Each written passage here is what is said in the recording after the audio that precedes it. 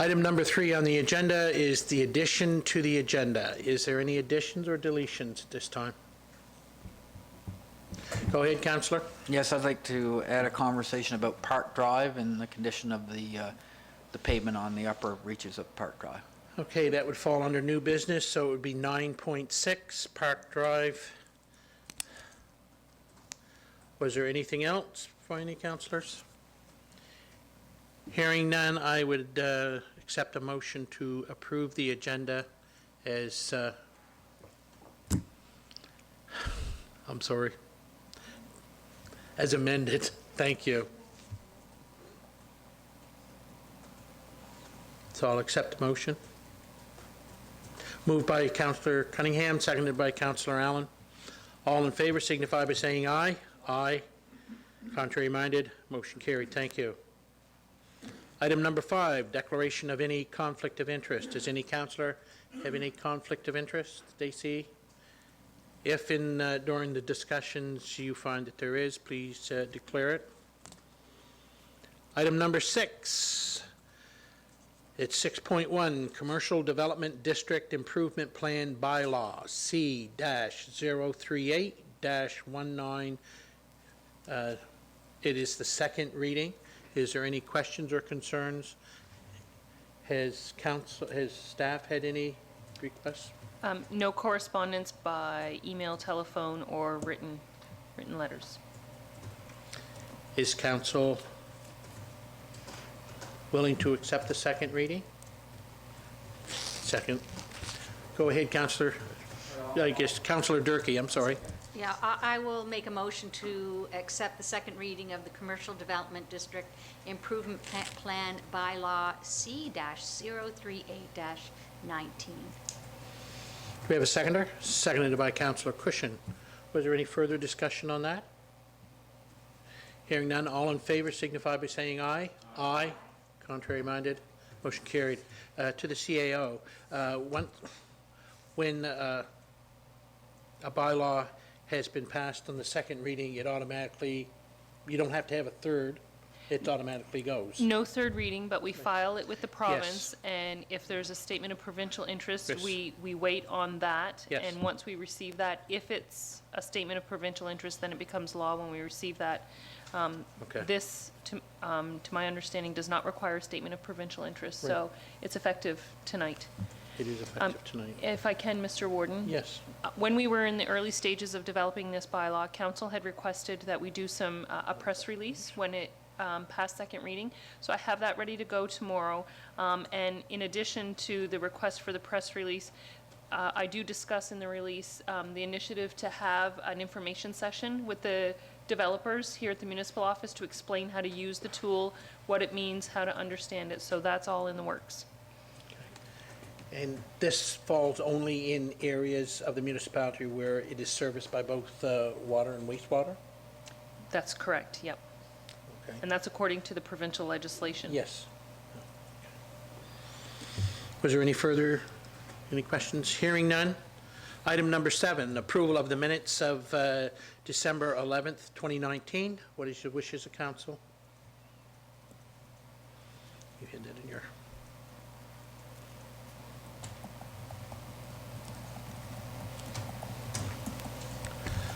Councillor Durkee. I'll make a motion to accept the minutes of Wednesday, December 11th, 2019. Been moved by Councillor Durkee. Do we have a seconder for the motion? Seconded by Councillor Trevor Cunningham. All in favor signify by saying aye. Aye. Contrary minded? Motion carried. Thank you.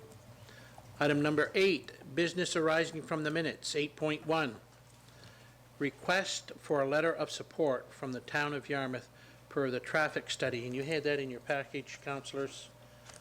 I have it here. You all have the letter that was sent by the municipality of Yarmouth to Mayor Mood requesting their support for the Hebron Industrial Park off-ramps through to TIR. This came about after a discussion here when we realized that the possibility of Webcom closing and so on, and that the town of Yarmouth were supporting that industry or that business in the park and how important it was, and we had already sent a letter. Go ahead, Councillor Cunningham. Right, the letter's well worded and went off to the town, and as you say, Mr. Warden, the intent is to allow us to construct, get help from the province and allow us to have a traffic study done of the area to improve the 101 access to our park through off-ramps and other traffic-related issues out there to improve the marketability of our park and specifically the Webcom facility. Having said that, through you to our CAO, has there been any reply to date from the town of Yarmouth on the question asked in the or request stated in the letter? Nothing received.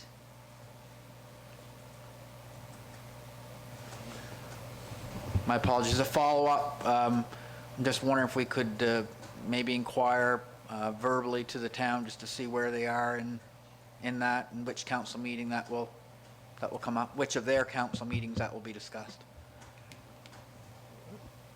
Councillor Durkee, you have your light on? Okay. No. Okay. For the general public who I realize that don't always travel into the Hebron Business Park, there is 5 businesses out there, and 3 of them can use heavy vehicles, tractor trailers requirements, and the other 2 businesses are basically all light vehicles and so on. But can be a lot of traffic, and an off-ramp and so on will be a huge benefit to the business park. So, thank you. Item number 9, under new business, 9.1, the CAO's report. You have that in your package. What is the wishes at this time?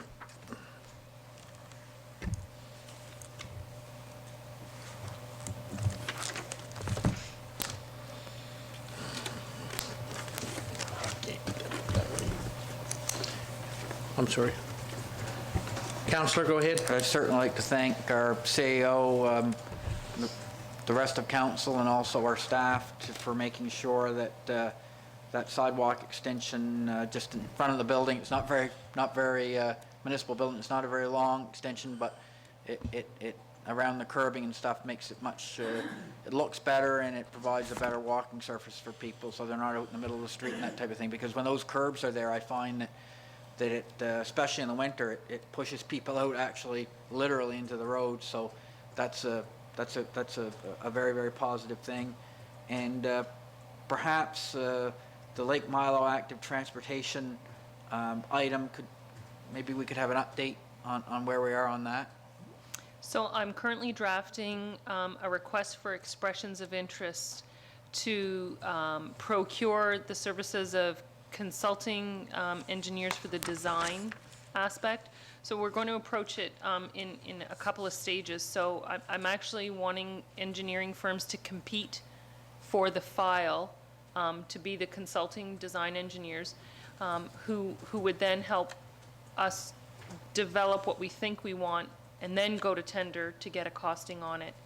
So we do have a history of working with 2 different engineering firms, but there's a good group of engineering firms in the province, and because this project is so unique, I'm interested to hear from more than just the 2 firms that we tend to work with on how they might approach the work. So it's going to be a competitive process to be the consulting engineers on the file.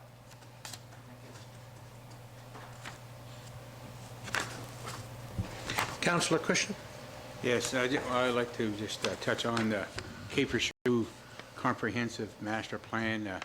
Thank the CAO for working diligently on that, and just to update council, there was a session yesterday at the Pembroke Community Hall for tourism-related activities there, and I would say there's over 30 people who attended, and they came up with some very good ideas and some good suggestions, and it was very positive. And then today, from 1 to 4, there was a resident session down at Cape Shoe at the Winslow House. And again, it was well attended by the residents down there. Lots of chatter, lots of information. I think we're really going down a positive road, and that's going to lead to some good things in this upcoming year and in the future. So, and then tonight at the Pembroke Community Hall again, there's another meeting that's going on, and I'm sure it'll be well attended. I'm not there. Mark Blinn is looking after that meeting, and he'll pass on my regrets for not being there. But things are looking very good with it. It's great. And then in February, I think it's February, there is a 27th. Huh? 27th of February. February 27th. There's a general meeting with the general public that are allowed to attend or are asked to attend to voice their concerns and just see what's being planned there. It's very positive, very, very positive, I must say. It was well attended by all. Thank you. Councillor Durkee, you have the floor. Thank you, Mr. Chair. I just want to thank Liz and our CAO for working on the Moby mats at Port Maitland Beach. And it seems as though there's some excellent information that's been coming forward and the possibility of grants for purchasing. So it looks like things are going really well with that. So thank you. Was there any further questions? Hearing none, I only have, and it's not really a question to the CAO, but I seen here where under key projects underway are the Hebron Business Park. Further geotechnical analyst is being recommended by the engineers. I hope we keep proceeding with that because it's very important, as I stated earlier, that there is 5 businesses out there. And I took the opportunity the other night to purposely drive in to see what the business park looked at in the evening. And one of the businesses, I mean, they all have lighting, and I should say there's 6. There's the little industrial strip mall as you go in the driveway. All of them have lighting and so on, but one of the facilities or one of the new businesses in there, they have a new style of, I say new style, the way it's lit, it's a complete different lighting system. And if you have the opportunity some evening to stop in and have a look, that business will attract your eyes just as soon as you turn into the park, make you're on Webcom Drive. It's really great. And what brought it to my attention again here this evening, this building is only 12, 13 years old. And in one of my discussions with the Public Works Director, this sounds funny, a lot of the lighting in this building is very modern, but it's modern enough that some of the parts are no longer available because lighting has changed so much that some of the things that are used that we have in our lights are no longer available. That lighting systems are changing, and that's why when I turned into the business park, the lighting there is completely different. It's completely different. You should stop in and see it. It really is. So that was one of the reasons, but I hope that the municipal council does due diligence and keeps working on the business park because there is great opportunity there and so on. Was there any further questions? Hearing none, we can move on then.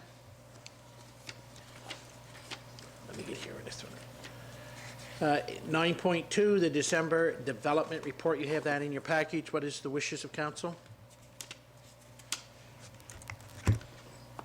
Councillor Allen, you have the floor. I'll make a motion that we accept the development report as circulated. Okay. Been moved by Councillor Allen. Do we have a seconder? Seconded by Councillor Durkee.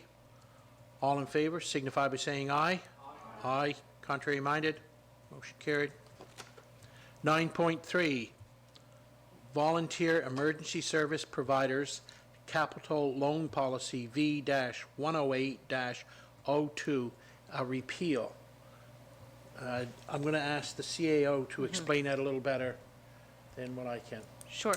So at the last council meeting, we approved changes to this policy that qualified the program, saying that the purchases were limited to the property and/or buildings or vehicles owned by the applicant. So what we've started doing, based on advice from legal at Department of Municipal Affairs, is when we're making material changes to a policy or a bylaw, we're repealing the old one and renumbering and approving the new one. So when you approved the policy last month, we didn't repeal V-108-02. So that, the policy with that number needs to be repealed because the policy you approved replaces Increase it. that. Councillor Cunningham. Right. I'll move the Municipality District of Yarmouth repeal policy V-108-02, volunteer emergency services providers, capital loan policy. Been moved by Councillor Cunningham, seconded by Councillor Allen. Was there any further discussion? Hearing none, all in favor signify by saying aye. Aye. Contrary minded, motion carried. Thank you. 9.4, Asset Management Policy A-088-02. You have that in your package, Council? Go ahead, Councillor Cushion. What'd you call me? Councillor Cushion. Oh, I thought you said something else. Sorry. No. As you see before you, in your package, the asset management policy, we reviewed it at our last council meeting, and I believe tonight we can make a motion to accept that. So I'd like to make a motion to accept asset management policy A-088-20. 02. 2-0. 20. 20. Yep. A-088-20. There's probably a typo. Right on the policy. It's right on the. Oh, okay, but, okay, Yeah. okay. I apologize. Transposed. Okay, No problem. okay. Fine. Been moved by Councillor Cushion. Do we have a seconder? Seconded by Councillor Allen. Any further questions or discussion? Hearing none. All in favor signify by saying aye. Aye. Contrary minded. Motion carried. Thank you. 9.5, Fees Policy F-044-02. You have that in your package? I'm sorry. Councillor Durkee. I'll make a motion to accept the fees, or pass the fees policy F-044-02. I apologize again. Been moved by Councillor Durkee, seconded by Councillor Allen. Was there any further discussion on the fees policy? Hearing none, all in favor signify by saying aye. Aye. Contrary minded, motion carried. 9.6, Park Lane. Councillor Cunningham, that's you. Go ahead. Oh, I'm sorry. I thought I turned you off. Yes, it's come to my attention that there are some issues with the quality of the pavement on the upper reaches of Park Lane, Park Drive, sorry, in Brooklyn. And that's currently, my understanding, is currently maintained by the Department of Highways, Department of Transportation Infrastructure Renewal. Have I got that right? Yes. TIR, yes. In any event, the pavement's really, really in bad shape. It's all cracked. It's totally deteriorated. And residents are noticing that, and obviously, you know, want the defective pavement replaced, which I can understand, or improved. So I think I'll make a motion to write the Department of Transportation Infrastructure Renewal a letter, copy RMLA, stating that you know, we feel that it's time for them to take a look at that and potentially renew the surface. I'd also, so I'll make that motion, but before I stop talking, I'll also say that residents can call TIR. There's a number, there's a website. I've got some documentation that I'm going to circulate around the community for folks to be able to actually make those calls. So that's another, so residents can actually do, can actually help the process along in addition to the the writing of the letter from Modi itself. We have a motion. Do we have a seconder? Been moved by Councillor Cunningham, seconded by Councillor Cushion. Was there any further discussion? If not, I have one piece. When you say there is a number, you don't happen to know that right off. I'm going to say, I think it's 742-4515. Does that ring a bell with anybody? So actually, if an email is sent, it's easier for residents to track their inquiries or concerns that they submit. So the email address, I don't have it in front of me. I don't know if Councillor Cunningham has it. Go ahead. It's, you can email TIR-OCC@NovaScotia, all one word, .ca. So it's TIR-OCC@NovaScotia, all one word, .ca. That's the email, and the toll-free number is 1-844-696-7737. That's 1-844-696-7737. And that's called the Operation Contact Center at TIR. So Yeah. that's the single contact point. Yeah. And that'd be most useful if residents would contact them, preferably via email, but Yeah, by phone would also be useful. yeah. For the resident, if there's an email thread, it creates a record or a file for them as they're communicating with the department. And if I understand the information that Transportation and Infrastructure Works has shared with us about capital priorities, is that the volume of inquiries about a particular issue through that contact center are part of the evaluation metric that drives their investment strategy. It was moved by Councillor Cunningham, seconded by Councillor Cushion. Was there any further discussion? Hearing none, all in favor signify by saying aye. Aye. Contrary minded, motion carried. Thank you. Item number 10, correspondence.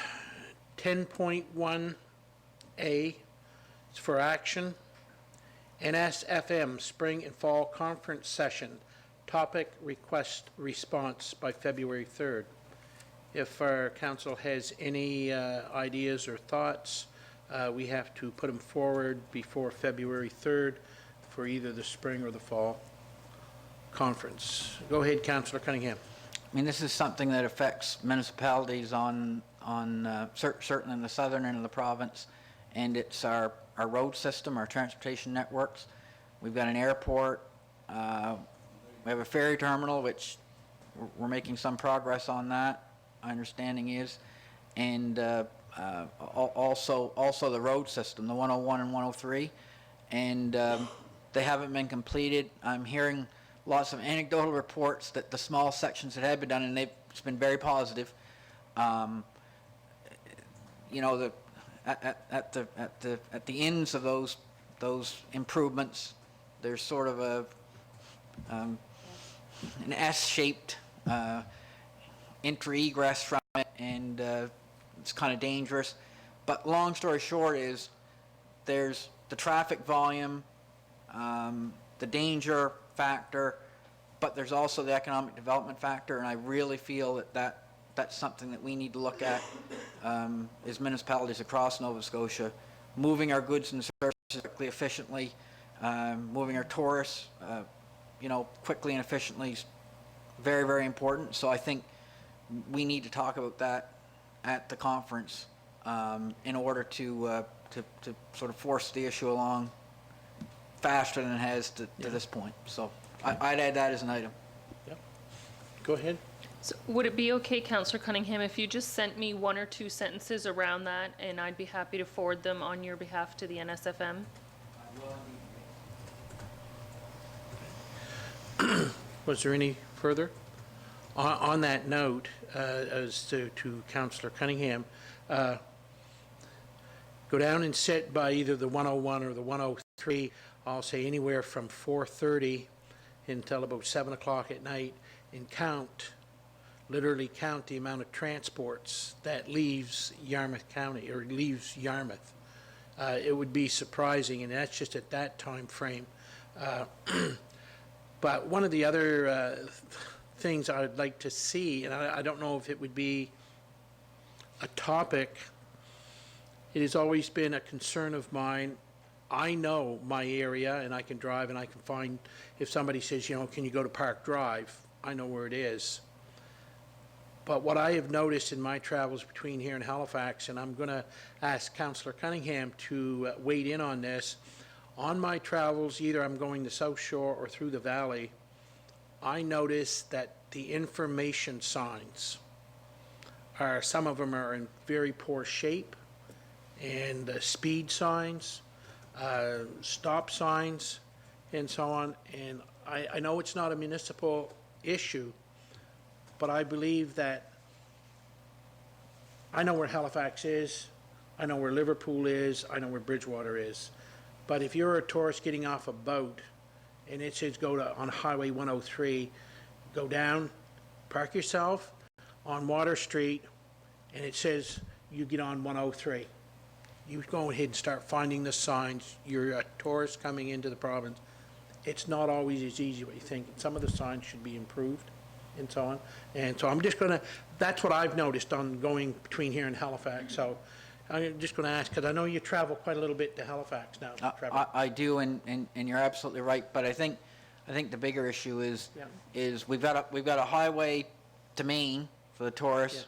but we don't have a highway to Halifax. Yeah. And most folks want to spend time in Tri-County area, but they also want to travel around the province, and so I think it's imperative that we upgrade the highway system to the extent that they would expect, right? I mean, people have expectations when they come to a province like Nova Scotia. It's beautiful, and I would guess that expectation is that you have a fully developed highway system for them to travel on. Councillor Cushion, you have the floor. I know the highways are important, but the signage is also important. And just give you just a little brief how hard it is at times in Yarmouth to find a place. A few years ago, when I was on the Friends of the Light Committee, it was brought to the TIR attention that try to find Cape Fichu Lighthouse when you come off the 103 or the 101. You know, we know where it is, but there should be more signage like that kind of stuff there, sort of thing, right? So. Yeah. So there's been one suggestion put forward. If between now and February 3rd there is something else, that please get in touch with the CAO, and we'll go from there. Okay, thank you. 10.1.2, letter from the YMCA re-support. You have that in your package. What is the thoughts? Go ahead, CAO. Sure. So just before you have a conversation around this, Jeff Gushu and LMUs and myself have reached out to Chris Brown with respect to this letter. We felt collectively that there were some timelines suggested in this letter that probably were not reasonable in terms of having all three councils arrive at where they've requested we arrive at. So Chris has agreed to meet with the three CAOs along with the current CEO of the Yarmouth YMCA, so we can better understand what's being proposed in this letter and fully understand the implications or their expectations around some of the asks. So I would recommend that we put this over to the next council meeting when I can provide more detail to council and help inform your conversation.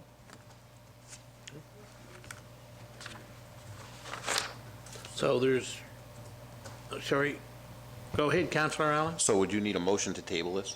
I think it would be wise to have a motion for that. I'd like to make a motion to table the Request, request from the YMCA until the next council meeting. and that we have more information. Been moved by Councillor Allen. Do we have a seconder for that motion? Seconded by Councillor Cushion. All in favor signify by saying, do we vote on that? On a motion, yes, please. On a table? Okay. All in favor signify by saying aye. Aye. Contrary minded. Motion carried. Thank you. There you go, second guessing myself. I'll check. Yeah. I think, I just wasn't sure when you table a motion. 10.1.3, request from YASTA per 2021 55-plus games. That is in your package. What is the thoughts? I think Councillor Durkee has the floor. I do, thank you. There was a discussion in YASTA yesterday about supporting the 55 games in 2021. So I would like to make a motion that we support YASTA's plan to host the 55-plus games. They're requesting funding commitment in the amount of $4,000. And since the event is occurring in September 2021, these funds would only be required by April 1st, 2021. So they're looking for a commitment for that, but it wouldn't come out till the next year's budget. Okay. Been a motion. Do we have a seconder for discussion? Been moved by Councillor Durkee, seconded by Councillor Cushion. The floor is now open for discussion. Councillor Allen. I'm in support of this, but would this not be more in line with our grant request time, or is there a time frame on when we have to approve this money? So I would recommend, and council has done this before, that if it's agreeable to the mover and seconder, that we would slightly amend the motion and have the contribution be part of your grant program, because we have a tourism section in the grant program, and that the grant application be fulfilled as part of the request. I guess that's where I was trying to go Yep. with that. It fits within the parameters of your grants program under your tourism section. This particular event supports the goals of YASTA, Yes. which this council supports as an investor in YASTA, so it's in line with where we want to be going. So, go ahead, Councillor. Just Um, to add. I completely understand where you're coming from about that, but we just passed a contribution to the, what's it called? The Seafood and... seafood yep. and wine extravaganza, which did not require going through the grant process. So I'm wondering if was that money would be needed. necessary for this, because this is all part of actually our own, like, we fund YASTA, do we actually have to have them write that grant proposal? So the reason why we funded the seafood and wine extravaganza request the way we did is because they needed the money immediately, and your grants program was exhausted, so we looked for the resources somewhere else in your budget. If that had come and the money was not needed right away, my recommendation would have been that we take it out of that fund. Okay, if I may, my concern is that's $4,000 is a larger chunk of money than a lot of the asks of nonprofit organizations. And so to take that, so we're looking at taking it out of a tourism fund, which is different from our grants to organization fund. Am I correct in that? Or you're Yeah. asking it to go through the grants to organizations? No, I'm recommending that it come through the tourism section of the grants program, which is part of grants to organization. But by policy, you don't have a ceiling on that. So Okay. you can still entertain the applications and do what you feel is best as a council. Yeah. And could we not do that over 2 years? 2020 budget and 2021? Yeah, you could absolutely earmark 2,000 for this coming fiscal year, which would be 2021, and then another 2,000 in the fiscal year that the event is actually taking place. So there's a number of ways to make it possible. Okay, that's fine. I guess they're looking for approval, though, for us to say, yes, we will fund it. I guess it's just how we're going to do that is Yep. the question? Right, so for us, it's a matter of the details in the motion, just so I understand how you Yes. want me to provide for it. Yes. So do we have to, Liz, if you wouldn't mind, can we have the original motion read back? Notify Councillor Patty Durkee, seconded by Councillor Lauren Cushing to support YASTA's plan to host the 2021 55-plus games in the amount of $4,000. Okay. Could So you just, do we actually have to change the motion? We are going to agree to support it. They just have to follow the process in order to get the money? I'm asking because I'm not certain.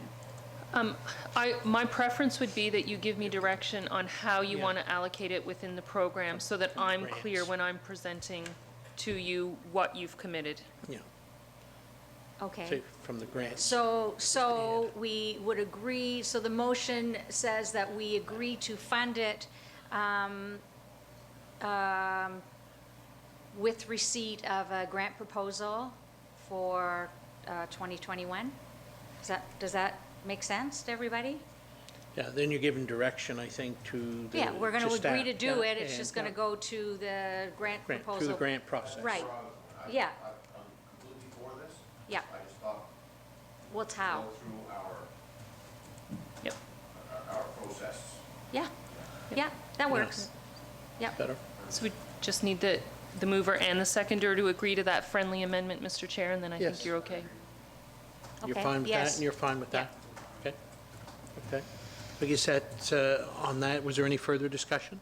Hearing none, all in favor signify by saying aye. Aye. Contrary minded, motion carried. Also, to my fellow councillors, I know you received the emails from Neil, and I can't remember exactly how it states. I'm not sure if it's in 21, I think it's in 22. Are they having a tourism media association type thing? And I believe they'll be looking for money at that time. Go ahead, councillor. That is correct. It's TMAC, which is Travel Media Association of Canada, and they're putting in a proposal to hold their annual conference here in 2021. And they're going to be looking for, I believe it's $10,000 for that. And I would highly support that. Apparently, according to the people who have hosted in Cape Breton, it was a huge success. It's beneficial, yeah. And very beneficial to the tourism community. Yep. And just for council's information, so a while ago, council was in support of an initiative that YASTA undertook to bid on a music festival, and we were not successful in that bid. So those financial contributions that we were putting placeholders on are now opened up again. okay. So, yeah, so you'll be Yeah, able yeah, to have the whole just picture. changed, yeah, Yep. Yep. change it. The TMAC? TMAC. Yes, that's right. That's a huge event, so that's, I think it's something like 75 travel writers in our community for, I think it's 5 Yeah. days? 3 Right. days, something like that? One of the real economic benefits from that is we're having these people come here, but all the money that's spent goes back into the community. Yep. Yep. Yeah, We're leveraging amazing dollars on that, so if the investment we're being asked for is 10,000, I'm thinking Neil told me it's something like the province is being asked for 30,000, the other municipal partners are being asked for 10,000, so we're leveraging in the 6 figures for a $10,000 investment, so it's a good opportunity. okay, thank you. No, that's fine. Information is good to put out to the general public. Yeah, oh, I'm sorry. Go ahead, councillor. Have we received that request yet? Just this afternoon, so it Okay. didn't make it for this agenda, but it will be on your next one. Okay, thank you. 10.1.4, letter from resident per the Cape for Shoe inquiry. And I guess I'll turn the floor over to Councillor Cushion. Thank you, Mr. Warden. Well, excuse me. As council is well aware, I've been trying to alleviate the problem down at Johns Cove Beach, especially on the Lobster Pound Road, for this area being used during the summertime for the tourists and the activity on Johns Cove Beach and across from it from Falls Harbor. TIR owns that road, the Lobster Pound Road. They also own 33 feet from the center of that road on both sides, according to their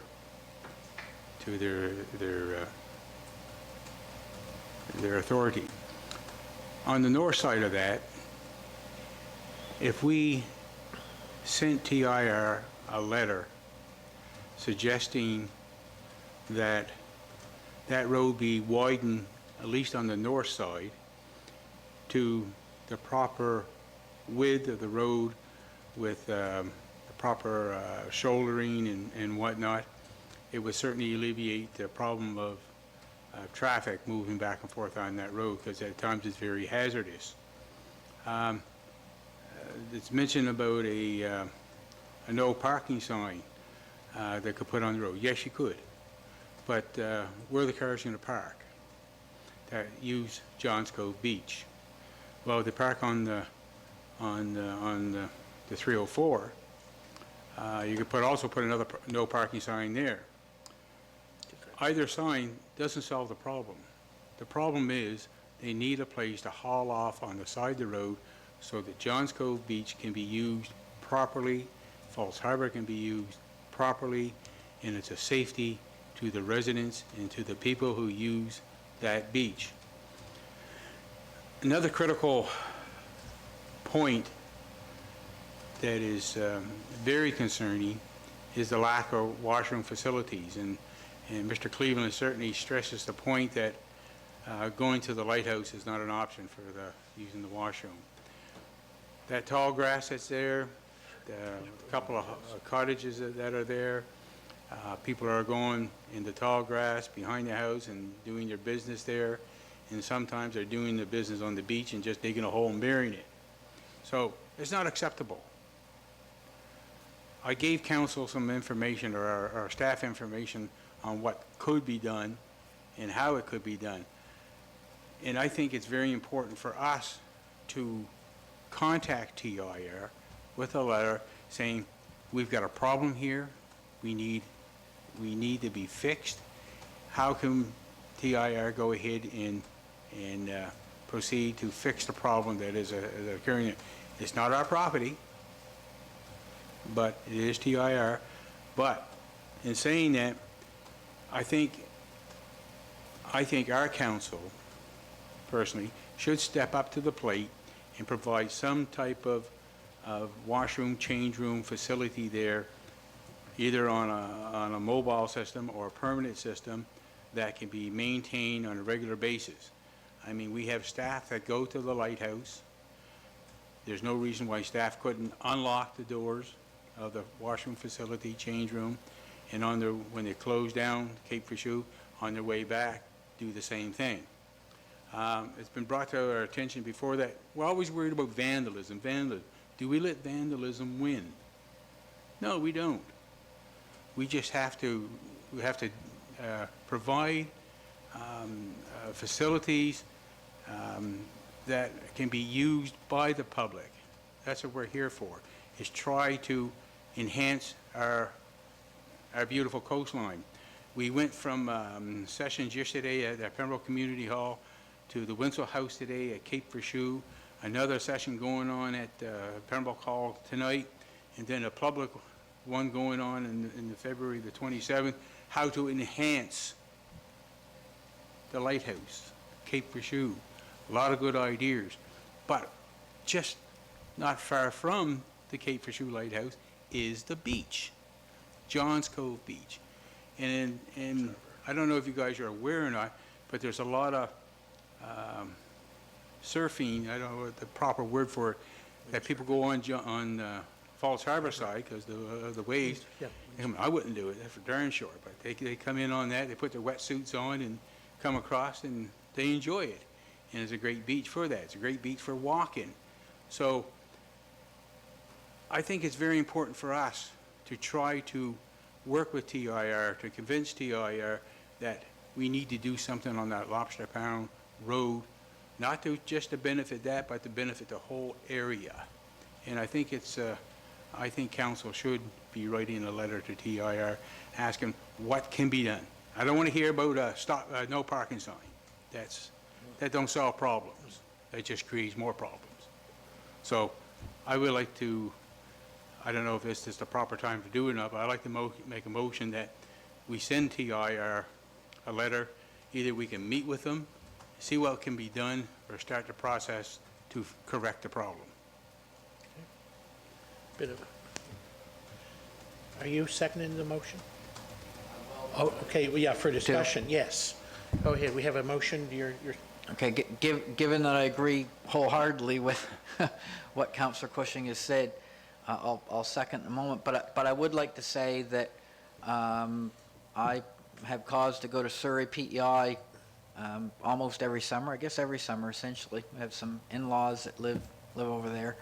And long story short is they have a wonderful beachside facility. It's small, it's cedar shaped, and don't think they have a lot of trouble with vandalism. There's a washroom facility and also like an independent lockable male-female shower.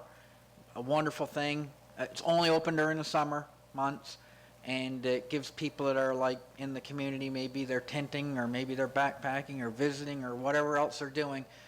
But that would be a fantastic thing to talk about, a model that I think that we could maybe adopt. I don't know how many folks have been there, but if you do go there, you can look at it. But or we can maybe look at it online or have plans sent to us.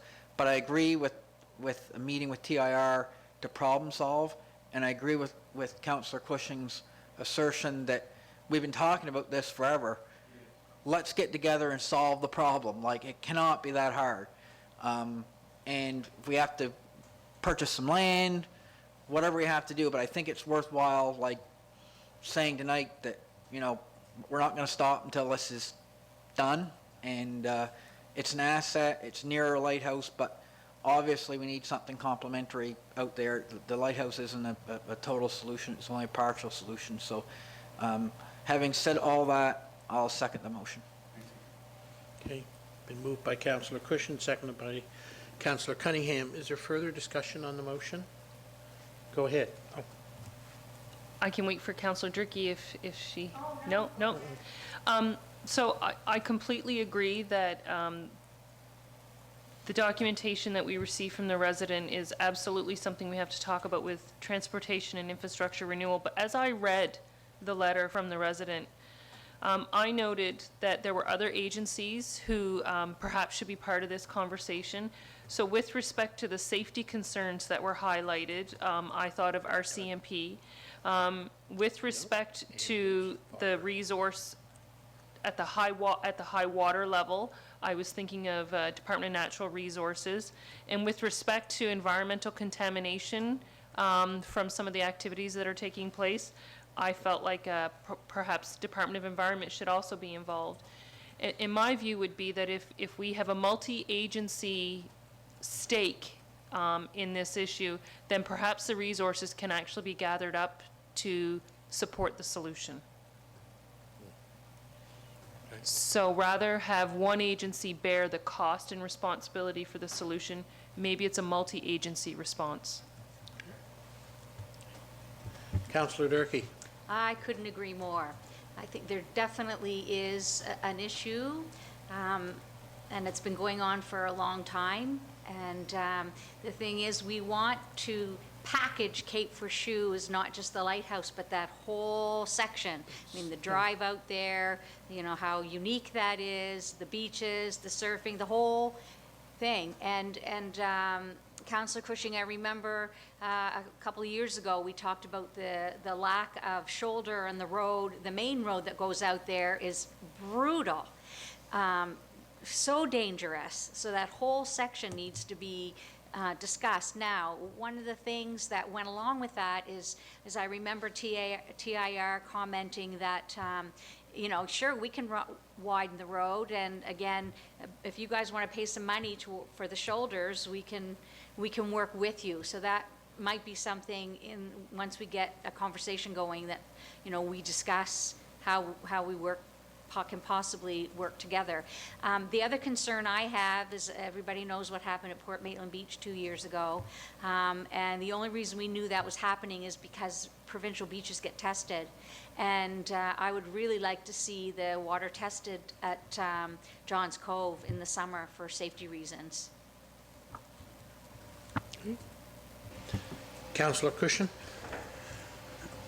As Councillor Durkee mentioned about the shoulder of the road and people walking along there, it was interesting that while it was a resident meeting there today, and that was one of the main concerns that when the particular people we were, I think, Victoria and I were both talking to them at the same time, that they take their grandkids to walk from their cottage on the Cape Fichu and walk towards the lighthouse. They have to have them close in hand because of the amount of traffic that's going down through there. And one of the solutions, partial solution, was to, again, contact TIR to put speed signs that are slower than what they're saying. They're talking 50 and 70 kilometers an hour. It's way too fast. 50 is way too fast coming down along some sections of that Cape Fichu. It should be enforced, and and we could use our traffic yielding sign to gather the information down along that area to find out what the speed is of the average car going by and how much traffic would go there, and then we could take that information and pass it on to the RCMP, which could enforce it better, perhaps. Okay, is there any further discussion, councillors? Because I have a couple of concerns, if I may. When I read the letter, and Mr. Cleveland was very pointed in the first part there about services and so on in the block road, and we, the municipality, we pay for services, fire, we pay for protective services, the RCMP. We also pay through our phone system, 911, for emergency response and so on.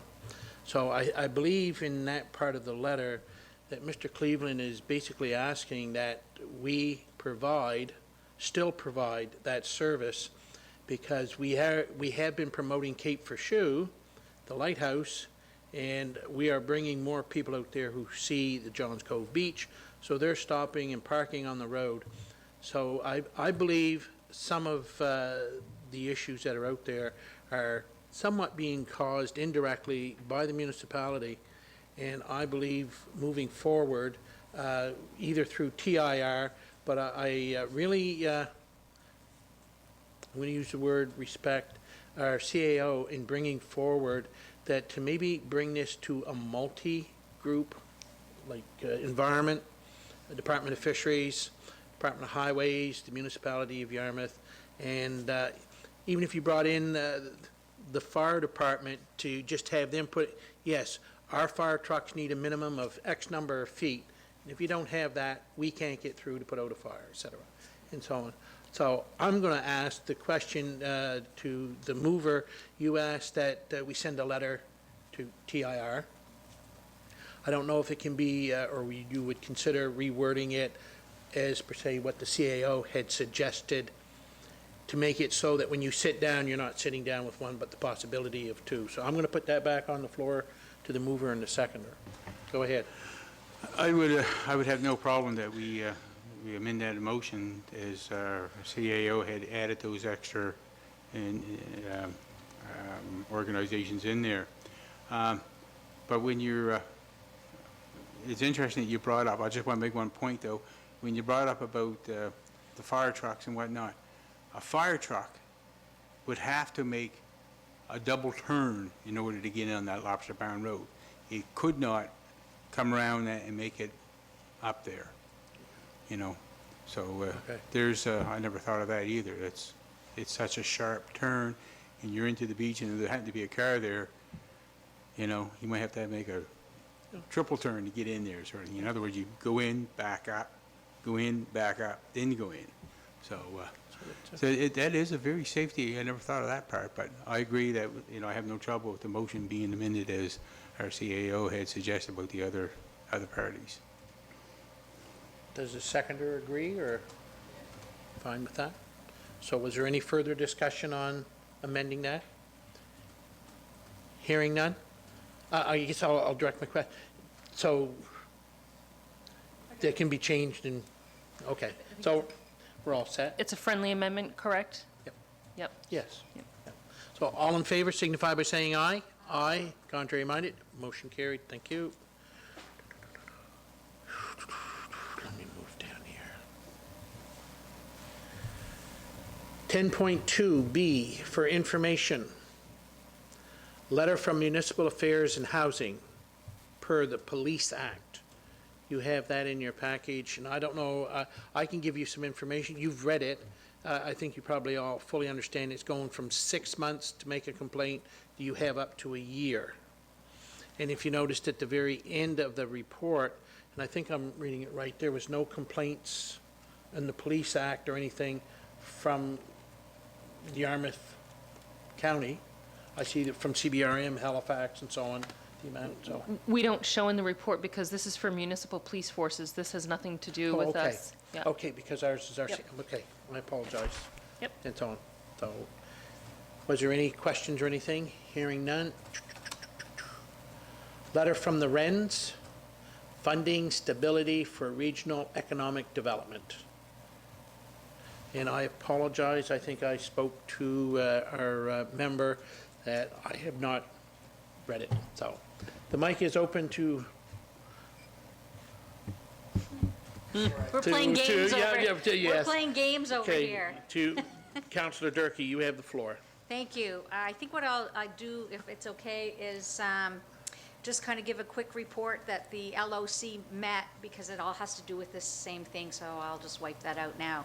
And the letter has been sent by, and signed by by Jimmy, our chair, to request that the province fund, look at funding the REN for 5 years as opposed to 1 year. And that's, there's just so, I think we discussed this the last time, how many reasons why this would be a good thing for stability in the business. Would be really important, and so just do a quick read through. The other thing that's coming up that is so we're looking at the agreement with the province, and then we'll be looking at the agreement with the municipalities. I think I pretty much covered it. Is that a motion? No, No, No, no, just just information. information. go ahead. Is Trevor Okay. Trevor, you have the floor, sorry. Right, I think in the letter, they were requesting a letter or a supportive statement of that funding timeline, 3 to 5 years. At the end, were they not? If there's any further information or discussion required to support the request, please let us know. So that was the REN to the Honorable Chuck Porter. Oh. But we're on the same track, Councillor Cunningham. I would recommend, based on conversations I've had with our team at the Western Regional Enterprise Network, as well as the team members at Department of Municipal Affairs who are working on this file, that this is something that is desirable by the staff at DMA and desirable for the REN and the investors in the REN. So, I mean, to me, the participating municipalities might want to consider writing the minister regarding this correspondence and supporting it. I'll make a motion that we write the minister, Mr. Porter, in regards to this letter and support the timeline as described in the text of the letter. Okay, been moved. Do we have a seconder? Moved by Councillor Cunningham, seconded by Councillor Durkee. Was there any further discussion? Hearing none. All in favor signify by saying aye. Aye.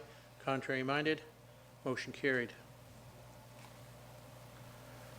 10.2.3. Letter from the town of Yarmouth, their compost facility. You have that in your package, councillors. And for the general public, when I went through this and read, whereas I am the chairman of Waste Check and so on, and we are have been for over 20 years now, trying to educate the general public on recycling, also into the organics and so on. The town of Yarmouth, who own the compost facility and so on, have now taken a stand on the predicament that they've been dealing with for many years on what is ending up at their compost facility, and it's just not from the municipality of Yarmouth. It also comes from the 6 units that are involved in the region of Waste Check and so on. So I don't want you to be upset that it's only the municipality. It's not. But in order for the town of Yarmouth to be able to sustain a compost facility and so on, they are requesting, and I say requesting, they're basically saying we've got to educate better and do more on the organics situation. There is too much plastic, there is too much contaminants still arriving in the compost. And as you can see by the picture and as by the letter, this plastic that you're seeing in your picture is all hand removed from the compost. Now, a lot of us, when we put our compost in our compost bin and so on, and we put that in there for 2 weeks, some only have a little, some have half a bin or whatever. Now, can you imagine taking a 15-yard compactor and that's dumped on the floor, and now you got to go through and pick out the plastic and any of the other contaminants. And when I say other contaminants, I want the general public to understand that other contaminants are, there's knives, there's bowls, there's bottles, there's everything in that contaminant that comes in the green bins. And Waste Check is due diligent trying to now step up their education and so on, because the hauler will be refusing if he suspects or he sees any amount of plastic or contaminants in your green bin. And what I mean by that, and I'm not going to lie to you, it happens all the time. You go to the grocery store, you buy a head of lettuce and it's wrapped in film plastic. You take it home, you want to take the plastic off a little bit, take a slice off that iceberg lettuce, and then you pull the film plastic back over it, and 4 days later you decide you don't want it and you throw it in your green bin and you leave the film plastic on it. Yes, the organics will still, the head lettuce will slowly rot up and so on, but the plastic don't. And that is where they're getting into issues. They have to trommel screen it. They have to do that maybe 3 or 4 times. And as you're well aware, for those of us know that plastic has the ability to hold on to wet dirt and so on. And so they have a large contaminant. They have more contaminated, I guess it's called category B, than they have category A. They can make category B into category A, but they have to trommel screen it and keep breaking it down, and that costs and so on. So there's your letter in there, and there's the picture in there. So now that I've had my little spiel, I guess I'm going to hand it over to the CAO, because I believe you've been in contact with the CAO from the town. So, all the CAOs who are members of Waste Check and who deliver material to this compost facility have been working with the town of Yarmouth, and I've been working very closely with our hauler and with Waste Check, and we are rejecting a lot of green carts right now. I'm not sure if any of the councilors have been getting phone calls, but we are rejecting at least a dozen, maybe 20 green carts every day that we do green cart collection, organics collection. Now, this is going to turn into a money issue if our residents don't actively participate in the source separating guidelines. And we do have a solid waste bylaw, and we are trending. We know which streets and neighborhoods are problematic. We know which civic numbers are problematic. And we're trending. We're working closely to educate people and have them understand the issue. It's not just that there are products available in the stores, like those plastic bags that are marked compostable. Those aren't just the problem. It is as bad as the warden has said. There are people who are just using their green cart for all types of waste. So you know, the better job the residents do, the easier it will be to move to a situation where we're successful here. But it is going to turn into a money issue. The town has no other option but to do this. So effective February 1st, we're going to take a look at where we're at. And if material arrives at the compost facility that does not meet the standard that's required, we will either have the material returned to us, or we will have to pay to have it sorted. So I do want to say again to our residents, we do need you to cooperate with this. You do pay for solid waste collection and disposal in your property taxes, and we wouldn't want you to incur any extra expenses because we're not source separating correctly. This material is high-quality material when it's created properly, and while I don't think it would be a big moneymaker, it would be valuable to use in our ecosystem. Thank you. Councillor Cunningham? Yes, with regard to those plastics that are in the supermarket that have biodegradable on them, they are not. Right. So if not, then I'd suggest we write the local supermarkets and ask them. So WasteCheck has worked extensively with the stores that carry those products that are marketed as biodegradable. And a lot of the stores that are part of national or international chains, by virtue of probably their agreements with those chains, they have to carry some of those products. They have no choice. So what we're doing locally is they're working with WasteCheck, and we're putting what's called shelf talkers on them with information about the fact that they're not accepted at our facility. It's not really very effective.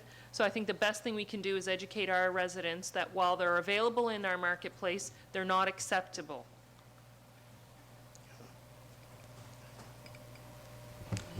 Councillor Cushion? Thank you, Mr. Warden. I'm very familiar with the solid waste program and the organics and whatnot, because that was one of my responsibilities when I was working with the town.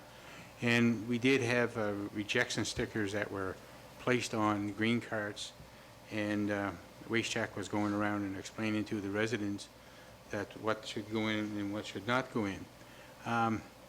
And I was going to touch on some of the items that our CAO had mentioned that we had dealt with it before in the past. I don't know if it's got worse than it used to be. And if it's got worse, that means our education part of it is not keeping up pace with the amount of rejections that are being taken. And they're probably, I'm only going to suggest this, that perhaps they should be looking at some type of, if you're not doing it right, you'll get a fine, just like littering. You know, if you litter, if you get caught littering, you get a fine. If you're not going to do your source separation properly, then perhaps, I'm just talking out loud, maybe that should be looked at also. But I think if we're putting money into WasteCheck and they're getting diversion credits and money to operate and whatnot, I think there should be some more people out educating those people that are getting rejection stickers. Maybe there's, the CAO mentioned there was probably 25 carts per day being having non-degradable products in them. I would say there's a heck of a lot more than that by the sounds of the amount, or see the picture of the amount of stuff that's being taken out. So I think there's going to be more of that. I mean, that the haulers themselves, when they flip the cart open, takes them a second to look and see what's in there. Takes another second to close it, put a sticker on, and drive on. So it's not a time-consuming thing, sort of thing, right?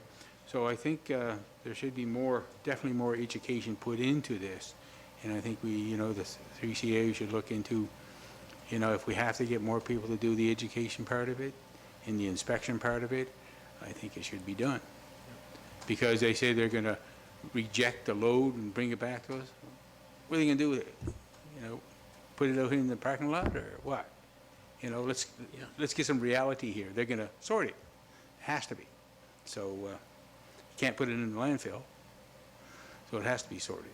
But I think we have to look at the education part of it much more thorough. When you say stated that, you see that picture that you have, that there was taken up to the transfer station, put on the transfer floor. They usually wait until the truck is there to pick up from the transfer station. They take that up, and that's put in to the tractor trailer, and it's hauled to Queens, and it costs you $125, $135 a ton now to bury it in Queens. So you're paying twice, the general public is paying twice, and that there is stated is from the municipality of Yarmouth and so on. And I know the compost facility kind of staggers. The town is, I'll say last week, the municipality in Argyle are this week, and then I'll say there's a system that they have to facilitate the amount of organics, because both Superstore, Sobeys, Walmart, and a lot of the other stores take their compost that they have to that same facility and so on, Yeah. so it all works out that way. I know for a fact that, like, Tuesdays is my pickup. Yes, And Tuesday's pickup is also in the town from Prospect Street to Baker Street. All right? okay, And then Wednesday's another pickup in the Yes. municipality and the same Yes, thing in the yep. town.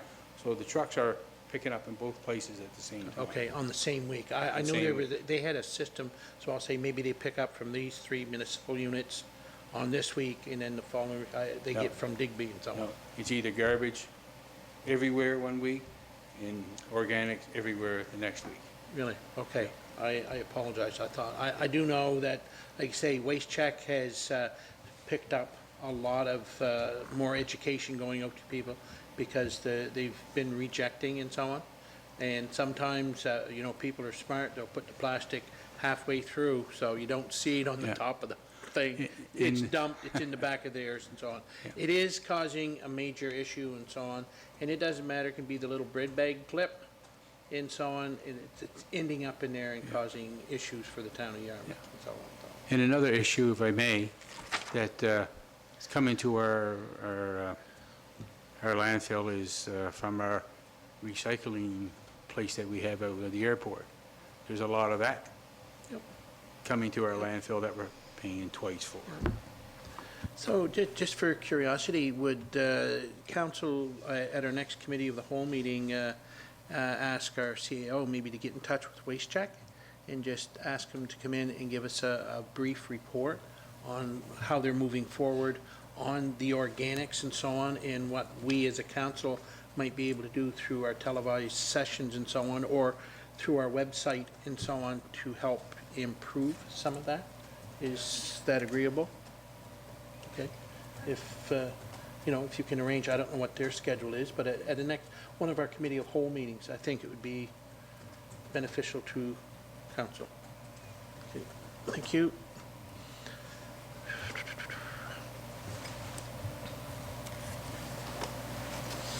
Reports of committees. First one, Mariner Center Management Authority. Any report? Oh, Councillor Allen, go ahead. Just quickly, we had a meeting on January the 8th. We are getting close to filling the position of manager, general manager, out at the Mariner Center. I think they're narrowing it down. Hopefully, we'll have someone in place soon. One thing I want to bring up was before Christmas, there was a huge concert that was put on. I don't know if it was the Wesleyan Church that hosted. It was a group. It was a group. of It was, churches. I know it was a group. I didn't know if there was one in particular that hosted. It was extremely well attended. I guess it was a great event. I heard good things, and apparently there's talk of them doing one, maybe even two next year. So they were really pleased with how that went over. anyways, that's, other than that, we went over a few financial not issues, sorry, a few financial reports, and, yeah, lights are still on. Regional Solid Waste Authority, Waste Check members, myself and Councillor Long. We have not had a meeting. Trying to think, I've had so many meetings? No, there hasn't been. Not since before Christmas. No, there hasn't. I think I gave you the last one in November. Western Counties Regional Library, any report? No report. Here, I gotta go down. Western Regional Enterprise Network, you've already given us that report, Councillor. Yarmouth Area Industrial Commission, myself and Councillor Cushion, you were at the meeting. Do you have anything to report? No, we're just, this is the Industrial Commission. The water, the potable water for Jermaine's, that's, yes. Yes, yeah. And also, the interim manager mentioned pertaining to the two medical clinics, Harbour South and the Publico Medical Clinic, and the question was asked, the Chamber of Commerce, the lady who's looking after the doctor's search, Rebecca? if she had been in contact with him, and surprisingly, she had a meeting today. They met in Pubnico and so on, just to go over what space was available down there. She's already checked on the space at Harbour South and so on. The question was also asked, was the Industrial Commission within the parameters of rent and so on? And we're well within the parameters of rent for a doctor to set up and so on. In that, we're very well that way and so on. And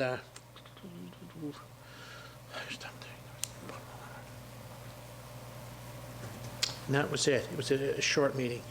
Yeah. Oh, next one. Yarmouth and Acadian Shores Tourist Association. Go ahead, Councillor Durkee. Yes, I attended that meeting. We talked about the 55 games coming. We talked a lot about TMAC. We talked about the ferry, of course, and the fact that the schedule is the ferry's supposed to start May 15th, but you're not sure. We'll hope for the best. And I'm disappointed that we did not get the Nova Scotia Music Week for the 20 and 21st, and they hadn't made a decision on the 22nd. What we did hear was that they're expecting to make some changes in the programs. So, and we don't know why. We unfortunately didn't get that. Otherwise, things are moving forward as always. The cruise, we're getting 2 cruises in 2020 again, and our team's looking into trying to bring more in. One of the really positive things was that we are one of the few towns along the routes that have customs clearances. We have international customs, which is great for some of the smaller cruises, where other places who are trying to get that do not have that. And there aren't that many cities and towns that actually have that. And the fact that we have, international, because we have the ferry terminal, and we have a ferry, we still have that. And the importance of having the ferry and not losing customs is really, really important, because if we lose customs, then we can't have cruise ships coming in. So it's important for us to hold on to that. And what else? The usual, getting ready for next year and looking at possibly having to redo the website, because there's things changing in technology so quickly, and websites and social media, etc. So that's what they're working on. I have one question. I believe Neil is, I don't know if you mentioned at the last meeting, Neil is going to a charter service symposium in Portland, in June, is it, or? Go ahead. Oh, yes, I believe so. He's going to a cruise. A symposium of some type? Yes, but I must have, that one, Yeah. but anyway. No. Well, when I heard that, I thought it was very important. Having been, and any of us that have been in business, you speak to a client today does not mean you're going to do business with them tomorrow. But if you speak with them today, maybe in a month's time or a year's time, they'll come back. And I believe it's very important, any chance or any opportunity that Yarmouth and Acadian Shores has to go to these things, what you're doing is you're putting your name out there. And that's how you sell yourself. You put your name out there. What they're learning is which are the best conferences to go to. So Yep. there is one or two they decided not to go to, but then they've added on something else. And I know they're really heavily involved in looking into the whole cruise ship industry to promote that here. Important. The next one is Yarmouth County Solid Waste Park, where we just mentioned some, but it's myself and Councillor Cushion. Do you want to give you were at the meeting, do you have? One of the things we talked about was having the purchase of a new excavator for inside the building there, that instead of having the metal tracks on them, which was the original one from the started, but the metal tracks driving over the concrete just keeps shaking and it's just shook apart. So this time they're going to get one that they're going to be able to put a rubber pads on it, which would reduce it and actually last longer. So that was good, good news to hear. And we're still looking at, I think it was the asbestos site that we're going to look at something different. Instead of storing it on our own site, that we're going to be putting it in a container and storing it and then shipping it off to somewhere else. Yeah. Because the cost of developing an asbestos site is just unbelievable. Yeah. So, that's, I guess that was the main things, I guess. And our new cell is up Oh, and yes, ready yeah. to proceed. We're also going to be looking into cell 4, 5, and 6 in the pretense of not getting them ready, but looking at the ground, doing some studies on what we'd have to do and so Yeah. on to be prepared and so on to move forward. Yeah. That cell, they had to make it a little smaller than Had to originally. be smaller because of the Because area a around it, bit of yeah. I'm going to say, soft area.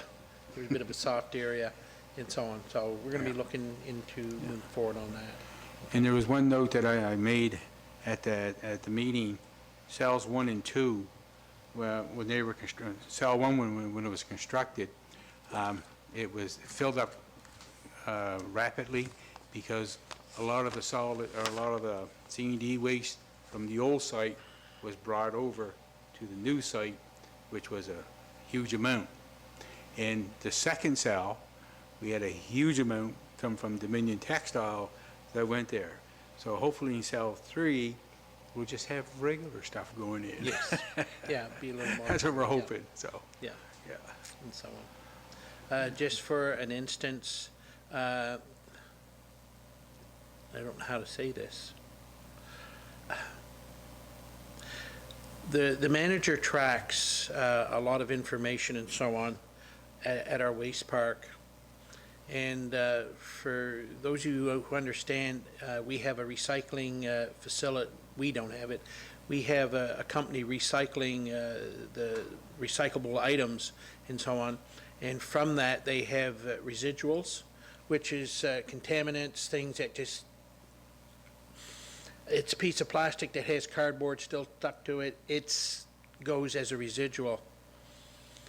In the year 2018, we had a total tonnage of residuals of 198 tons, which cost us $28,798. In 2019, we had 333 tons, which cost you $48,000. Now, the reason the residuals have gone up almost by, 130 tons, as you're well aware, you've heard on the markets and so on, it's awful hard to get rid of plastics, it's awful hard to get rid of this and hard to get rid of that. So a lot of the stuff that probably should be, or possibly could be, recycled is now ending up in his residuals. So it is a topic that will have to be discussed. I believe between the CAOs, I believe they're having a meeting with Scotia, or with the company, excuse me, with the company in the very near future, and so on moving forward on that. But Could I just add to Go that, ahead. Mr. Chairman? So the figures for the cost that Mr. Warden just shared with you are the tipping fees cost at our center. That doesn't include the negative impact of landfilling that material on the budget for Waste Check. So Waste Check's budget is rewarded by optimal waste management. So when items go in the landfill, that negatively impacts Waste Check's budget. So the cost of not managing our waste properly is incredible. And the poorer job we do at it, the fewer resources we have to do a better job. It's kind of weird. Councillor Cushing, go ahead. And as we're discussing and more things come to my mind, our manager at the Solid Waste Park also mentioned that there's more individuals bringing their waste to the landfill instead of having it picked up. They're paying for it to have it picked up anyway, but they're bringing the waste they're allowed 200 kgs. 200 kgs per household per week. And they're bringing that there, not being charged, but yet we're being charged to take it to Liverpool. And, so it's, Still paying. I can understand, I've done it myself a few times, missed pickup. I'm just too lazy to get down in the morning because I can't put it out the night before. And so the odd time you can understand this, but a lot of it's coming in, people on their way to work, people on their way home from work, driving on the skill. Okay, no cost, see you later. So that's a big cost right there. So I don't know if we have to look at that, or, it was a good service at one time, but I think it's being abused now, and, it's still costing the taxpayers, it's costing us more money. There's a lot of things, but anyway. Yarmouth International Airport, there was no meeting. Our next meeting is February 14th, I think? February 14th. Advisory Audit Committee, there's no report, no meeting, excuse me. The CAO Committee, been no meeting. Doctor Recruitment and Retention Committee. Oh, okay, thank you. Go ahead, Councillor. Thank you, Mr. Chair. We just had a meeting yesterday, and I just want to make this known that there will be a quarterly report coming out very soon from Rebecca, our community navigator. Since September 16th, since she started, she has been in contact with 49 doctors. Some interesting information is she said most of the work that she's done, people who have arrived and are staying and she's working with, has been extremely positive. And what's been happening, I'll just give you a few tidbits before the report comes out. There was a new family doctor that started at Ocean View, and basically he adopted all of the patients from the former doctor that left. We have two residents graduating in January, and offers being made to one of them, and they're intending to stay. We have 2 visits coming from family docs as well. We have a new psychiatrist who has moved to Yarmouth with his family and is settled into his rental property. And some of the things that Rebecca wants people to know is working with some of these doctors is extremely time-consuming when they're coming from away. So she's been assisting with things like driver's licenses, getting cell phones, banking, school tours, car rentals, purchases, winter clothing, groceries, heating, because people from away aren't used to our system. So one of the doctors, she said that they communicated, she got at least 100 emails from them. So what she's saying is that for each doctor, it's at least 40 hours of her time to work with that doctor to ensure that they have what they need when they get here. One of the things, a big part of her job has been the accommodations component, and she's spent a lot of time trying to find places for doctors to live. So let's see, we had a new physician has accepted a position in oncology. Another anesthesiologist has visited. Actually, 2 of them have visited. So it's really coming along. What I'd like to mention is that NSHA, Nova Scotia Health Authority, is actually making some improvements, and they're seeing some improvements. Their new system, they're supposed to do a new computer system, which has been in the works for about 5 years, is finally about to be launched. They're actually doing more marketing. They have a new recruitment person now working with all the residents that are coming out of Dalhousie. And she said, they both said, because we have 2 of them, one is for specialists and one is for family docs, and they're actually getting a lot more inquiries about being a doctor in Nova Scotia. The Coastal House for Doctors that the Coastal Financial purchased, they are working on that, starting to do the renovations for that, and there are people who are willing to donate, and of course the community is asked to donate in any way they can. One of the things that we have to work out, though, is who do they make a donation to? Because if they make a donation to a nonprofit organization, then they get a tax receipt, whereas just making a donation without that, people are limited in how much they're willing to give.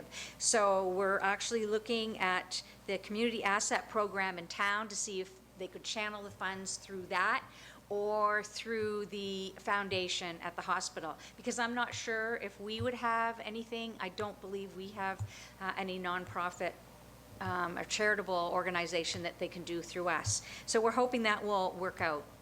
And I know Rebecca's extremely busy. It's been nonstop. There's some functions that she'll be hosting. The residents are really enjoying getting together, getting to know each other.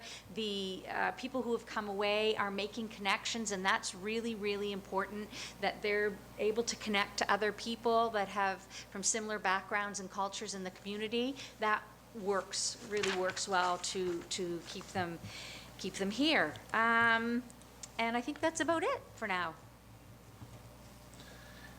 Sounds to me as though she's pretty busy. It is, because there is a lot of people still within our area that have no doctor and so on, and I think it's one of the best moves that I think the areas have made in the last number of years. Go ahead. I just want to add to that there are other areas who are coming to us to look at the program that we've set up, and I think the province is really, really pleased, of course.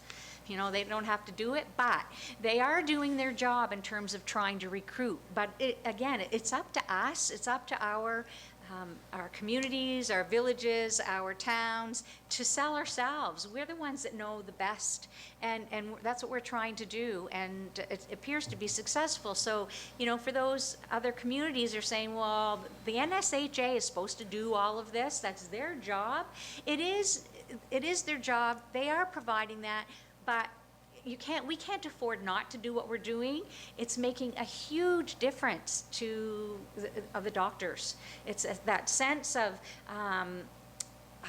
being able to retain them, and because they've created that community.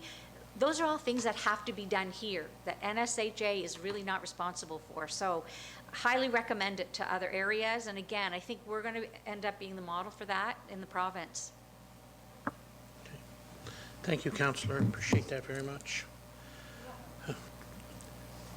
EMO Executive Committee, we've had no meeting. I guess this is an opportunity. I haven't asked our CAO when I've been in and having discussion. It hasn't been a priority of mine, but it is. Can you tell me where the REMO is and so on, if you wouldn't mind?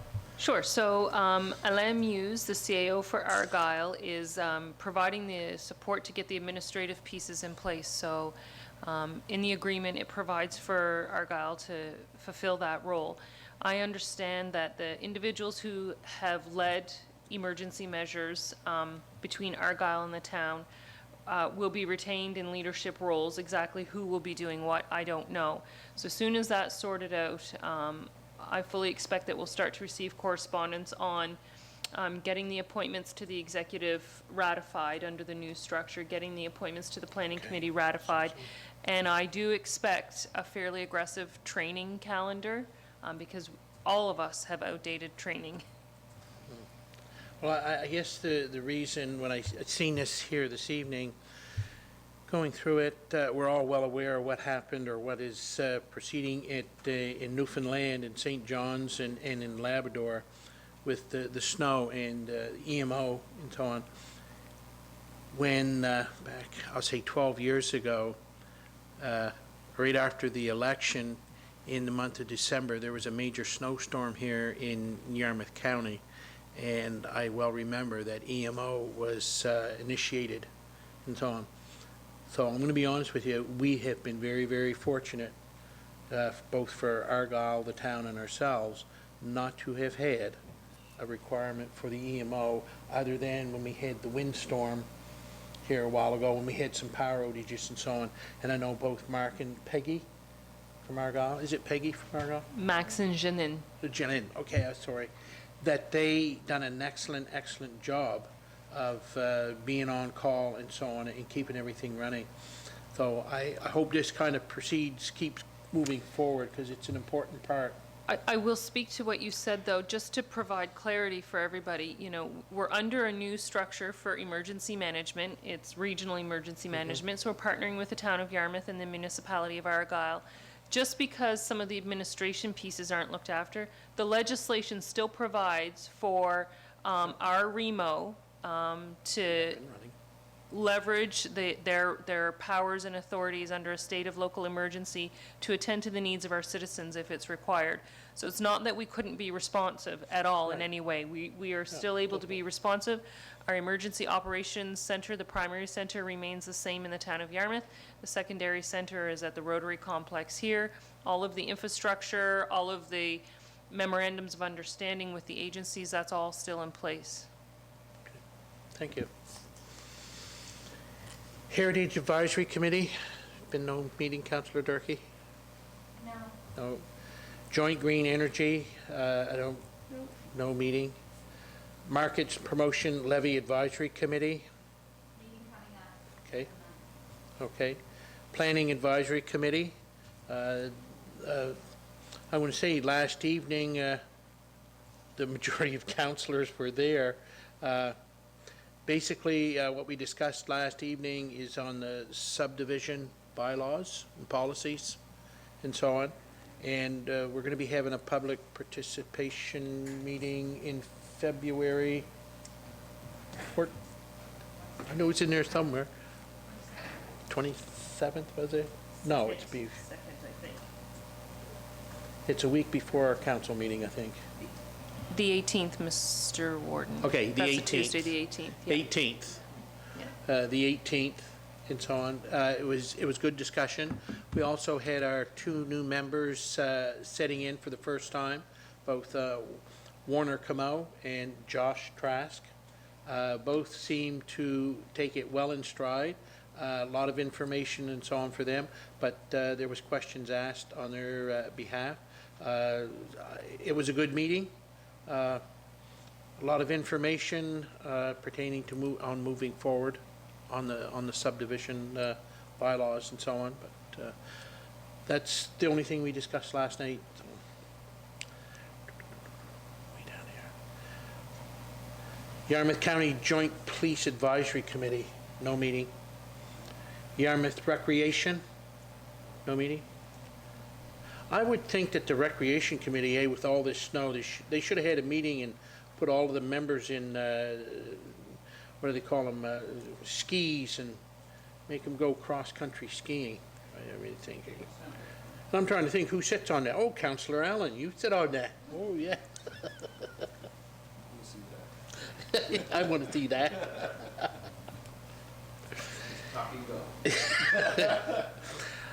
Ad hoc, the AIM Network Assessment Management Cohort. Members, Councillor Cushion, do you have any? No report? Oh, Finch Arbitration Committee, no, you haven't had to be there. Oh, okay, go ahead. Go ahead. I had a call from a residents in my district that there was some sheep that were wandering around. I think the municipality office had some call too, and they want to know what could be done about it, because it was a couple of neighbors down the road owned the sheep, I guess at one time, and they just let them go. But since that time, this problem has been solved. But looking down the road, not for sheep, but in the future, is there something, do we have a bylaw that says if you're going to have sheep, or you're going to have chickens, or you got to have them penned? They're allowed just to roam? Because years ago, there was an issue with some cattle being loose over and again in my district, and it was quite a Yeah. kerfuffle over that. Well, The animals became wild, right? So the animals, yeah. yeah, they're just a bunch of animals. The animals had been in a fenced-in area, and they had gotten out. And Yeah. yes, it was hard to get through. As for the municipality having any bylaw out and out that states for chickens or anything of that nature, Sheep. we don't have. Now, if those sheep been out for an extended period of time, then yes, I think the municipality could have been called, or the fence arbitration, and we could have gone and spoke to these people. Well, we let them run wild. No, you can't. As long as they're in a fenced area, you gotta retain, Yeah. same as your dog's supposed to be on a leash. So if the sheep reappear, they've disappeared somewhere. I don't know if they've been relocated, but whatever happened to them, I was talking to one of the residents the other day about it, and but if they reappear and they're being a nuisance again, is there something we can do? Yes, and I would suggest that, if the issue persists, and you have trouble sleeping at night, you just count sheep. Oh, my goodness. No, but seriously. I thought I was going to get something. No, but seriously, yeah, we absolutely should contact the Department of Agriculture, because while we don't have policy or bylaw, there's Yeah. probably some support from the department. Yeah, okay, I couldn't resist, nobody else was doing it. yeah. Good one, I like that. Oops. Municipal alcohol project? Oh, there is a report. Here, go ahead. Well, there was a meeting held yesterday, and I was unable to attend because I attended the workshop over at our Pembroke Community Hall. But I do have some minutes from that meeting. I can't pronounce the guy's name who runs it now. He's a nice young lad that's doing things for the health authority. But the main issues are, we're looking at trying to get no smoking signs that are, just say no smoking, but on our recreation areas. And I know the town representative, Phil Mooney's in agreement with that. He's looking at the town for that. And at our next meeting, at our committee of the whole, I'll bring some samples of what they're looking for signage, number one. Number two, they're trying to get more partners to join this group. And it's becoming quite an issue, because now we're into vaping, and a lot of the, according to some of the numbers I have here, from the 7-year-olds to 12-year-olds are doing it now, sort of thing, right? There's that, and that's a problem. Now that the cannabis edibles have come out, what kind of problem are we going to run into there? So they're trying to do, they're trying to be proactive and trying to make sure everybody is educated on different things that come to substance abuse. So when I first got into it, it was just the alcohol, and then I was able to get them to take on the cannabis role, and now it just seems to be expanding into the vaping and expanding into the edibles, and so it's an important group, and our community should be aware of some of the problems that they're experiencing and whatnot. And probably Trevor certainly could understand on the school part of it, what's going on in the schools also. So, but anyway, I do have the minutes. I never attended the meeting, but I was able to get the minutes of it. So that's my report. Okay, I have a question, and I guess I'll direct it through to the CAO. I know when we have the RCMP staff sergeant usually comes in and gives us a written report on issues that they've dealt with over the year directly in the municipality of Yarmouth.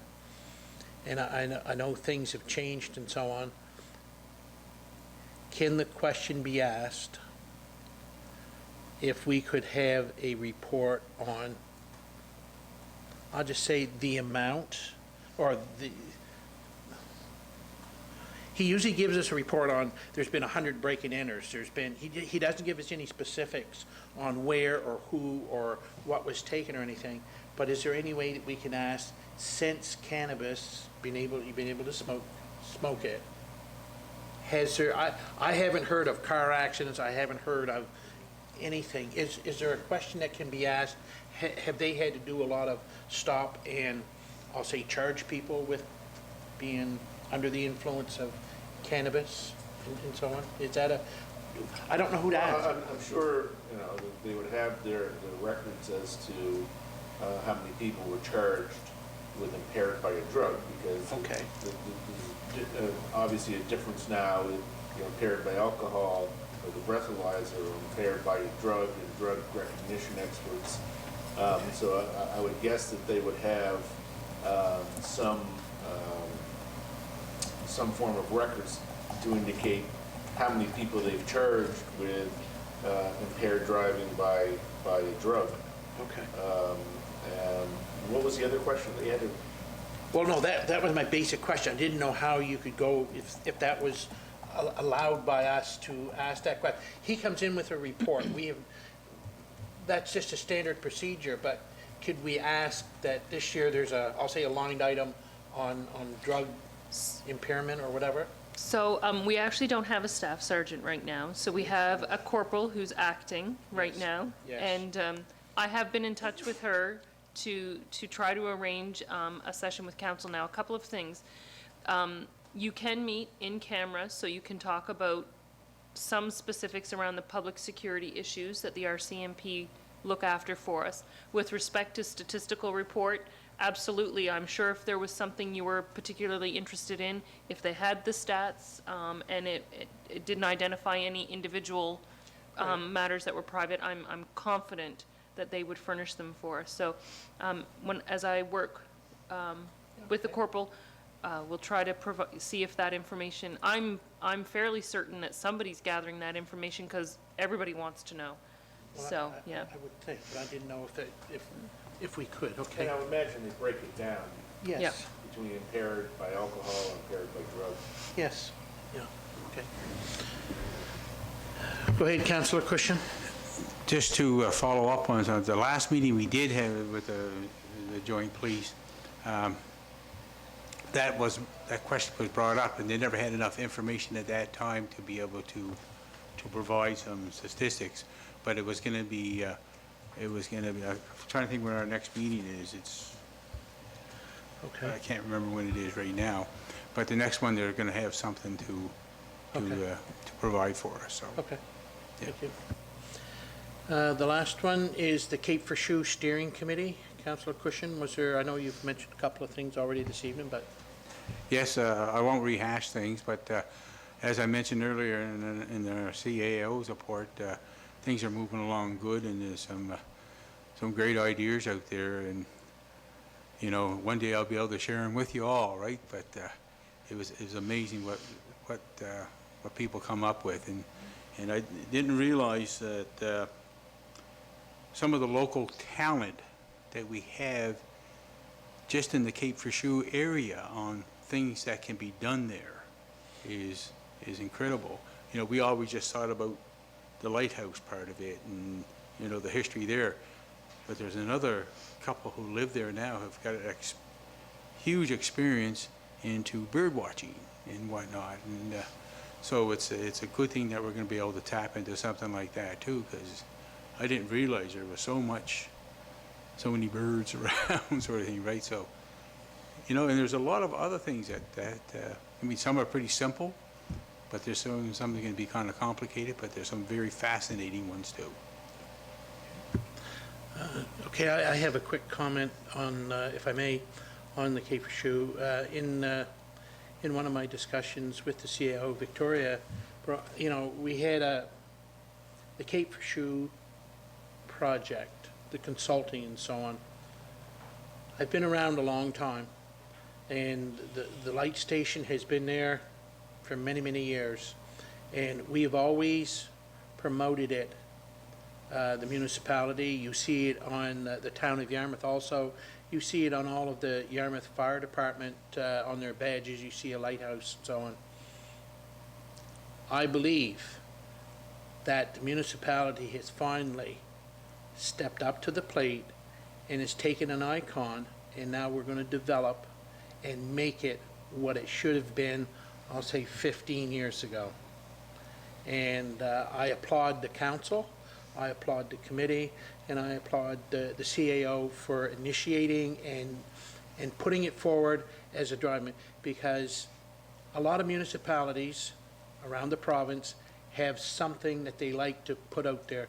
If I said Lunenburg, the first thing you think of is the painted houses, all the different colors and the bright colors. That's Lunenburg. City of Halifax, you think of Citadel Hill. That's theirs.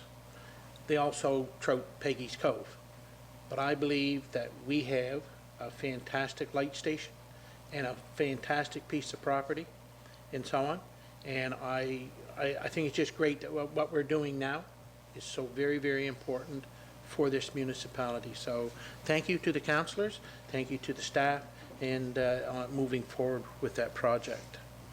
Go ahead, Councillor Cushion. Just maybe you brought up a point that it's been stressed at every session that's been happened so far, and it'll probably be stressed tonight too.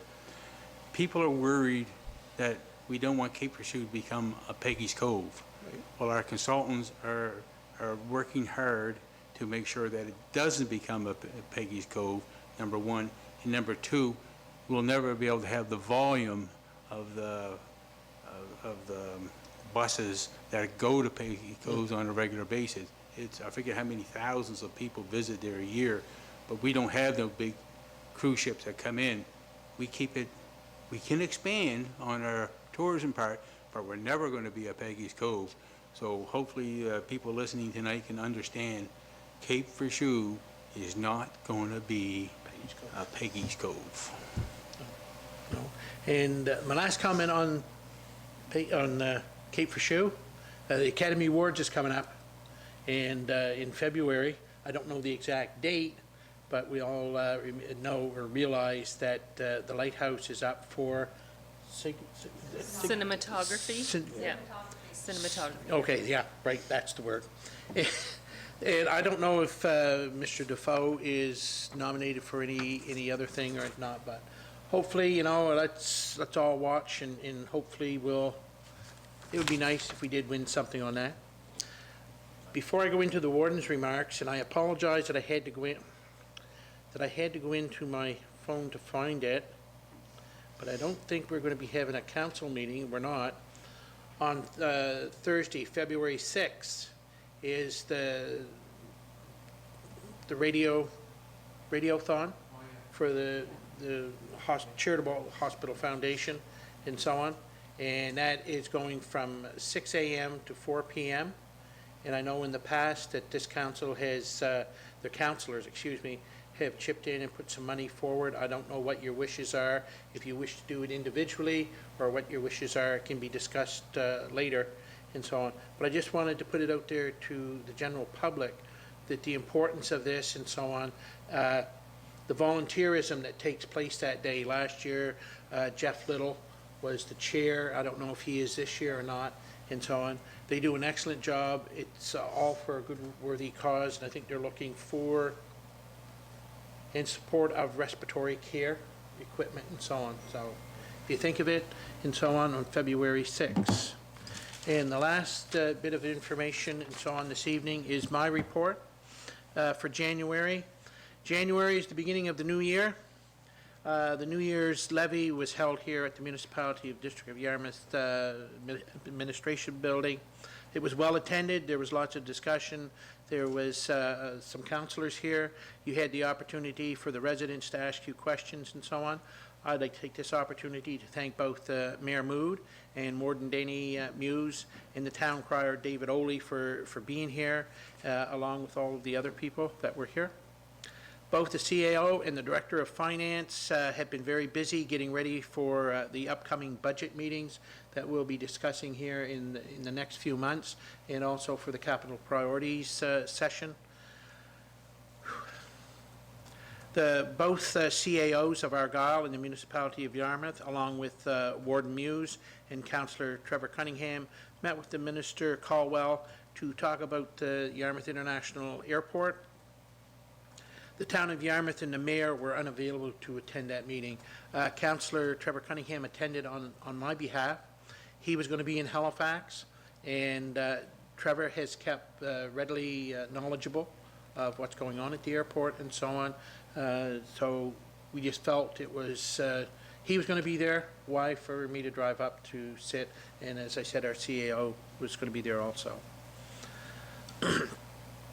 As I mentioned earlier, I've met a few times so far this month with Victoria, just to discuss our go-forward approach for the municipality, what we'd like to see happen, and so on, as I've mentioned there on Cape Verschowe, some of the other projects we're working on out at the business park, and so on, and some of the other things that you're all well aware that we're doing. Last but not least, I know there's a lot of people are maybe concerned, and I realize this televised is going to be maybe in a couple of weeks' time, and the people are going to see it.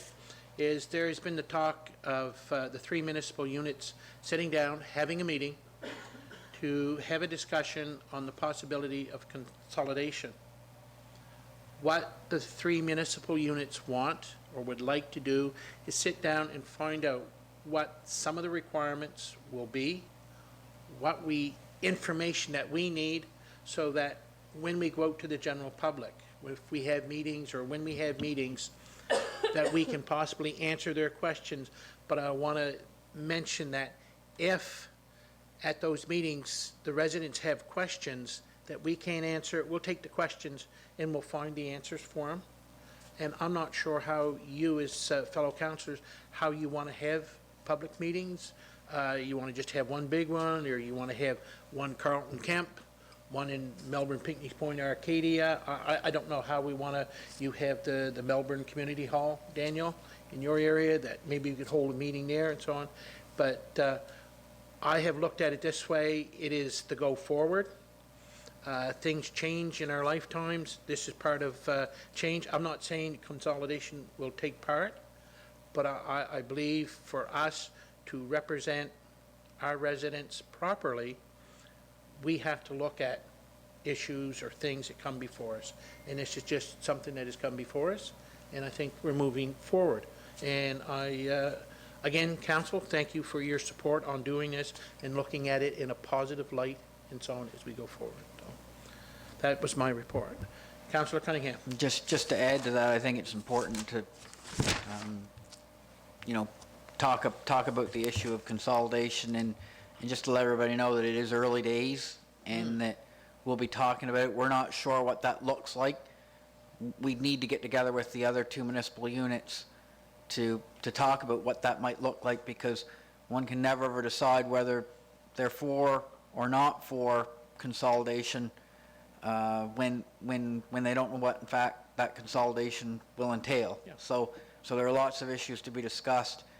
2 units, 3 units, Obviously, that's a core issue. Taxation rates, what does that look like? I mean, we know what, what West Hants, Windsor is doing. They're sort of freezing things temporarily, and that's a longer-term conversation, so you've got to have clarity around that. And governance, what that looks like, all the processes to do all of those things to marry with another municipality, it's fairly complicated, and certainly won't happen overnight. So I think the crux of the matter is we need clarity as council, each of our councils, around what it is we'd actually potentially, agree to or not agree to do. So anyway, those would be my comments. But I also think that's obviously we're going to be talking about how we share that with the public, and it may be a good idea to do something similar in each of the 3 municipal units, potentially. But that's for a meeting to come. Yes, thank you. Was there any further comments on that? There was no in-camera session, so there's no recommendation from an in-camera session, which we didn't have. Is there any further business of council? Hearing none, I would look for a motion to adjourn. Moved by Councillor Allen. Do we have a seconder? Seconded by Councillor Cushion. Thank you.